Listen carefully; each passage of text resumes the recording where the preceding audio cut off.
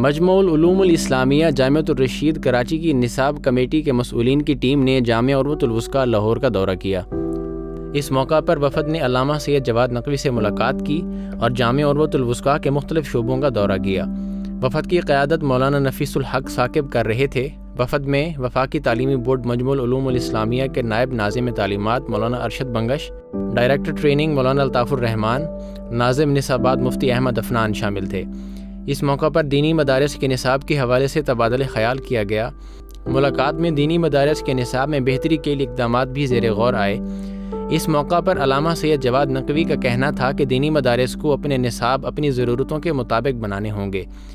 حکومت اپنا تیار کردہ یکساں قومی دینی نصاب مسلط کرنے کی کوشش نہ کرے۔ انہوں نے مزید کہا کہ ہر مکتب فکر کو یہ آزادی ہونی چاہیے کہ وہ اپنی ضروریات کے مطابق اپنا نصاب تیار کرے۔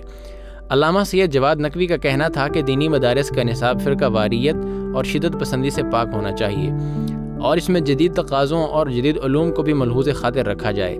مجمع العلوم الاسلامیہ کے وفد نے علامہ سید جواد نقوی کے خیالات سے اتفاق کیا۔ وفد نے جامعہ عروۃ الوثقی کی جدید لائبریری کی بھی تعریف کی۔ مولانا نفیس الحق ثاقب نے کہا کہ مدارس دینیہ کے علمی معیار اور وقار کی بحالی بڑا چیلنج ہے۔ مدارس دینیہ کو ایک دوسرے کے تعلیمی، تربیتی تجربات اور مشاہدات سے استفادہ کرنا چاہیے تاکہ مدارس دینیہ میں زیر تعلیم طلبہ و طالبات کی عصری تقاضوں کے مطابق تعلیم و تربیت کی جا سکے اور انہیں ملک و ملت کی حقیقی خدمت کرنے کے قابل بنایا جا سکے۔